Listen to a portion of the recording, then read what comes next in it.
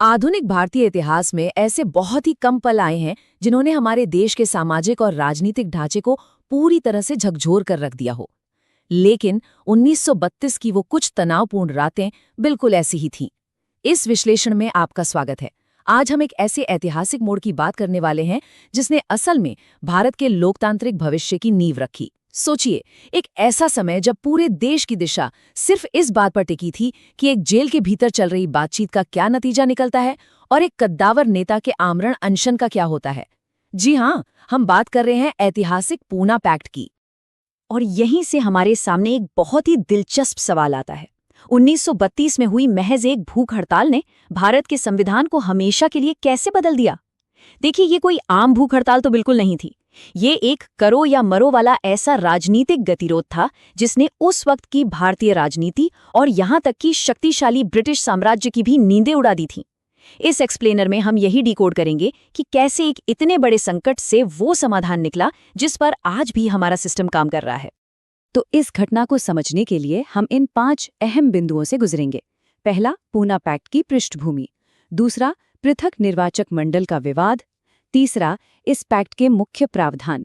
चौथा, समझौते का ऐतिहासिक महत्व। और अंत में आज की भारतीय राजनीति पर इसका असर। चलिए सबसे पहले बात करते हैं खंड 1 की, पूना पैक्ट की पृष्ठभूमि, एक राजनीतिक संकट की शुरुआत। आखिर वो कौन सी चिंगारी थी जिसने इस पूरे विवाद को जन्म दिया? अगर हम टाइमलाइन पर नजर डालें तो चीजें इतनी तेजी से हुईं कि किसी को संभलने का मौका ही नहीं मिला। 15 अगस्त 1932 को अचानक सांप्रदायिक पुरस्कार यानी कम्युनल अवार्ड की घोषणा हो जाती है। ठीक एक महीने बाद 20 सितंबर को गांधी जी अपना आमरण अनशन शुरू कर देते हैं और फिर महज 4 दिन के भीतर 24 सितंबर को एक ऐतिहासिक समझौते पर हस्ताक्षर हो जाते हैं। मतलब ये पूरा घटनाक्रम एक टिक टिक करती टाइम बॉम्ब की तरह था, जहां हर एक पल बेहद कीमती था। तो इस क्राइसिस की जड़ क्या थी? दरअसल दूसरे गोलमेज सम्मेलन में काफी लंबी बहस हुई जिसका कोई ठोस नतीजा नहीं निकला। इसके बाद ब्रिटिश प्रधानमंत्री रैमजे मैकडॉनल्ड ने कम्युनल अवार्ड की घोषणा कर दी। इस अवार्ड में सबसे बड़ा पेंच ये था कि इसने दलित वर्गों के लिए एक अलग निर्वाचक मंडल का प्रस्ताव रखा। अब अंग्रेजों के लिए तो ये अपनी पुरानी फूट डालो और राज करो नीति का एक अचूक हथियार था, लेकिन महात्मा गांधी ने इसे भारतीय राष्ट्रवाद पर एक सीधा हमला माना। उन्होंने इसके कड़े विरोध में पुणे की यरवदा सेंट्रल जेल से ही आमरण अनशन का ऐलान कर दिया। अब आते हैं खंड 2 पर, पृथक निर्वाचक मंडल का विवाद, गांधी और अंबेडकर के बीच वैचारिक टकराव। यहाँ बात सिर्फ अंग्रेजों और भारतीयों के बीच की नहीं थी, बल्कि राजनीतिक प्रतिनिधित्व को लेकर 2 बहुत बड़ी विचारधाराएं आपस में टकरा रही थी। इस टकराव के गहराई को समझने के लिए ये जानना जरूरी है कि आखिर ये पृथक निर्वाचक मंडल या सेपरेट इलेक्टोरेट भला क्या है। आसान भाषा में समझे तो ये एक ऐसा सिस्टम है जहां किसी खास समुदाय का प्रतिनिधि चुनने के लिए सिर्फ और सिर्फ उसी समुदाय के लोग वोट डाल सकते हैं। उदाहरण के लिए, अगर कोई सीट दलित वर्ग के लिए है तो सवर्ण हिंदू उस चुनाव में वोट ही नहीं डाल सकते। अंग्रेज बिल्कुल यही व्यवस्था भारत में थोपना चाहते थे। और यहीं पर डॉक्टर अंबेडकर और महात्मा गांधी के नजरिए में एक बहुत बड़ा अंतर दिखाई देता है। डॉक्टर अंबेडकर ने इस ब्रिटिश प्रस्ताव का खुले दिल से स्वागत किया। क्यों? क्योंकि उन्हें लगता था कि दलितों को एक ठोस राजनीतिक पहचान और सत्ता में हिस्सेदारी दिलाने के लिए ये एक बेहद जरूरी टूल है। वहीं दूसरी तरफ गांधी जी को इसमें एक बहुत बड़ा खतरा नजर आ रहा था। उनका मानना था कि इस सिस्टम हिंदू समाज को हमेशा के लिए बांट देगा और अछूतों को मुख्यधारा से एकदम अलग थलग कर देगा। इस बीच अंग्रेजों ने एक चाल और चली। उन्होंने कह दिया कि अगर भारतीय नेताओं के बीच आपस में कोई सहमति बन जाती है तो वो अपने इस अवार्ड में बदलाव कर सकते हैं। यहीं से शुरू होता है हमारा खंड 3, पैक्ट के मुख्य प्रावधान, एक जीवन रक्षक समझौते पर बातचीत। देश के तमाम नेताओं को ये समझ आ गया था कि गांधी जी की जान बचाने का अब बस एक ही रास्ता है, गांधी और अंबेडकर के बीच कैसे भी करके एक समझौता कराना। सच कहें तो शुरुआत में डॉक्टर अंबेडकर गांधी जी के अनशन को लेकर बहुत ज्यादा विचलित नहीं थे, लेकिन फिर भारी राजनीतिक और सामाजिक दबाव के चलते वे बातचीत की मेज पर आने के लिए तैयार हो गए। काफी तनावपूर्ण चर्चाओं के बाद जो 9 सूत्रीय समझौता बना, उसने एक बहुत ही दिलचस्प चुनावी सिस्टम तैयार किया। इसमें पहला कदम था अंग्रेजों के पृथक निर्वाचक मंडल के आइडिया को पूरी तरह से खारिज करना। उसकी जगह आरक्षित सीटों के साथ संयुक्त निर्वाचक मंडल का प्रस्ताव रखा गया। इसका मतलब क्या था? मतलब ये कि पहले एससी और एसटी मतदाता अपने बीच से 4 उम्मीदवारों का एक पैनल चुनेंगे और फिर उन 4 में से अंतिम प्रतिनिधि को चुनने के लिए सभी लोग वोट करेंगे, यानी आम मतदाता, जिसमें हर वर्ग शामिल था। अब आप सोच रहे होंगे कि इस सौदेबाजी में डॉक्टर अंबेडकर को क्या मिला। इसका जवाब आंकड़ों में साफ दिखाई देता है। भले ही उन्होंने पृथक निर्वाचक मंडल की मांग छोड़ दी, लेकिन इसके बदले में उन्होंने आरक्षित सीटों की संख्या में एक जबरदस्त उछाल हासिल किया। जहां अंग्रेजों के कम्युनल अवार्ड में दलित वर्गों के लिए पूरे देश में सिर्फ 78 सीटों की बात कही गई थी, वहीं पूना पैक्ट के तहत ये आंकड़ा लगभग 2 गुना होकर 148 पहुंच गया। और ये सिर्फ कुछ सीटों का इजाफा नहीं था।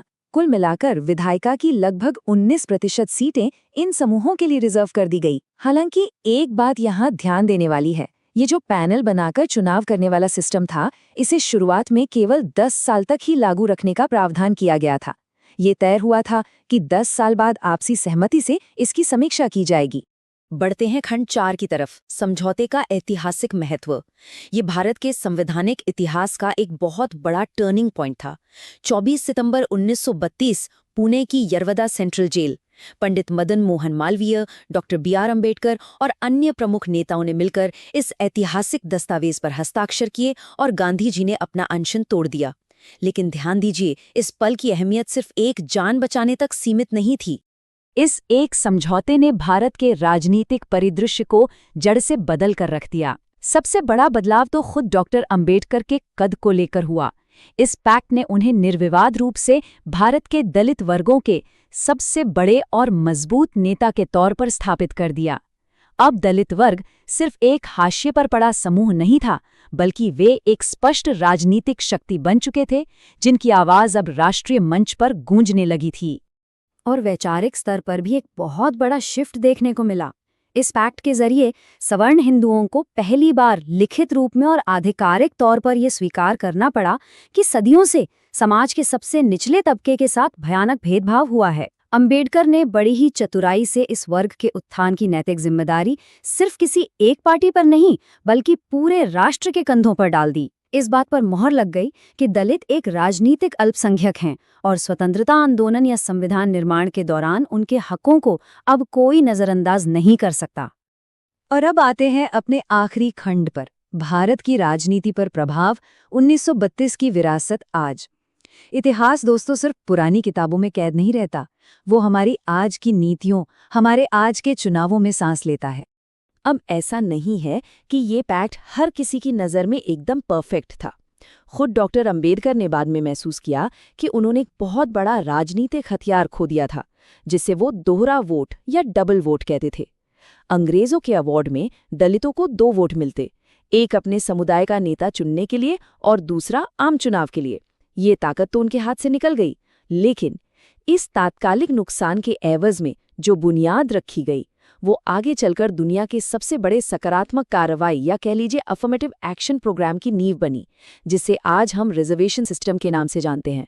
तो अगर हम इसके लॉन्ग टर्म इम्पैक्ट की बात करें, तो पूना पैक्ट ने ही सबसे पहले सार्वजनिक सेवाओं और सरकारी नौकरियों में उचित प्रतिनिधित्व की मांग को मुख्यधारा में लाया। इसी के ब्लूप्रिंट पर आगे चलकर एससी और एसटी वर्गों के कल्याण के लिए नीतियां बनी। सच तो ये है कि भारत में दलित राजनीतिक प्रतिनिधित्व का जो ढांचा हम आज देखते हैं, चाहे वो हमारी संसद हो या राज्यों की विधानसभाएं, वहां मौजूद आरक्षित सीटों का पूरा आर्किटेक्चर उसी 1932 के समझौते पर खड़ा है। और इसी के साथ हमारा ये विश्लेषण अपने अंजाम तक पहुंचता है। लेकिन जाने से पहले जरा इस बारे में सोचिएगा, 1932 के पूना पैक्ट की वो गूंज आज हमारे देश की संसद के गलियारों और आरक्षण की नीतियों में किस तरह सुनाई देती है। ये वाकई हैरान करने वाली बात है ना, कि आज हम जिस विशाल और जटिल लोकतांत्रिक व्यवस्था का हिस्सा हैं, उसकी एक बहुत ही महत्वपूर्ण रूपरेखा करीब 90 साल पहले एक जेल के भीतर हुए अनशन और एक कागज पर किए गए हस्ताक्षरों से तय हुई थी। इस अहम मुद्दे को हमारे साथ डिकोड करने के लिए आपका बहुत बहुत शुक्रिया। इतिहास के इन पन्नों पर विचार करते रहिए, क्योंकि यही हमारे आज को आकार देते हैं।